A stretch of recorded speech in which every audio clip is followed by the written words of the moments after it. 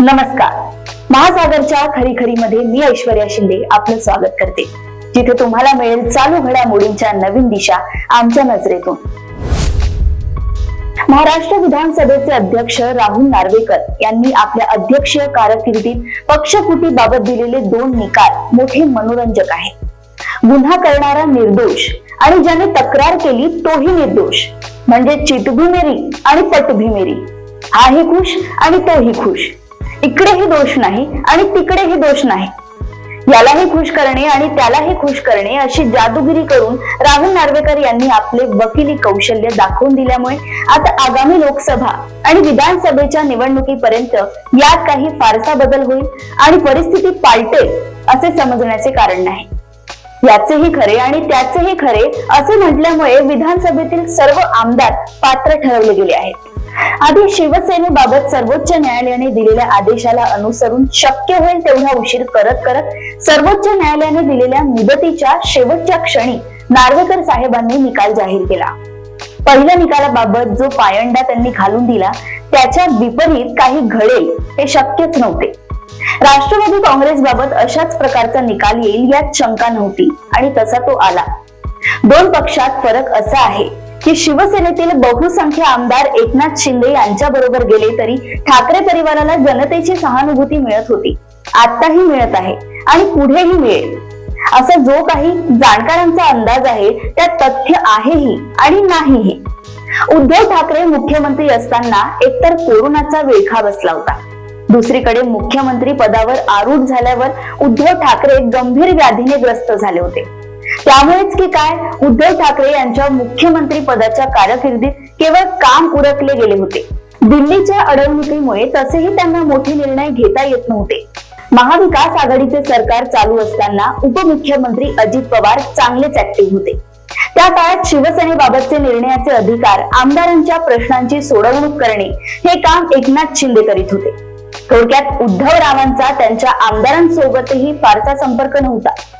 त्याचा फायदा निश्चितपणे एकनाथ शिंदे यांना मिळाला आणि 40 आमदारांना घेऊन त्यांना मुख्यमंत्री होता आले. समजा एकनाथ शिंदे यांना कोर्टाकडून अडथळा झाला तर आपले सरकार कायम टिकावे म्हणून भारतीय जनता पक्षाने ऑपरेशन लोटसचा प्रयोग करून राष्ट्रवादी काँग्रेसचा आणि पर्यायाने शरद पवार यांचा गेम केला. आता त्रिमूर्तींचे हे युती सरकार भक्कम आहे यात वादच नाही. म्हणून आशीर्वाद असल्यामुळे त्यांच्या निर्णयाचा धडाका अगदी बुलेट ट्रेन प्रमाणे धावत आहे. त्याचा जनतेवर प्रभावही पडत आहे. पण राष्ट्रवादी काँग्रेसचे व देशाचे नेते शरद पवार यांच्याकडे आता त्यांच्याखेरीज दुसरा राज्यव्यापी नेता नाही. या वयात पुन्हा नवे चिन्ह घेऊन नव्या उमेदीने नवा पक्ष स्थापन करणे सोपे नाही. जेव्हा त्यांनी राष्ट्रवादी काँग्रेसची स्थापना केली होती तेव्हा त्यांच्या समोर ढिलाढाला काँग्रेस पक्ष होता. आता गाठ मोदी आणि शहा यांच्याशी आहे. त्यामुळे आता उरलेल्या पक्षाचे भवितव्य सुरक्षित करण्यासाठी पवार साहेबांना दुसरा पर्याय शोधणे गरजेचे आहे. बारामती मतदारसंघात सुप्रिया सुळे यांच्या विरुद्ध रिंगणात पार्थ पवार, त्यांचा भाऊ जय पवार, आई सुनेत्रा पवार यांचे दौरे सुरू आहेत.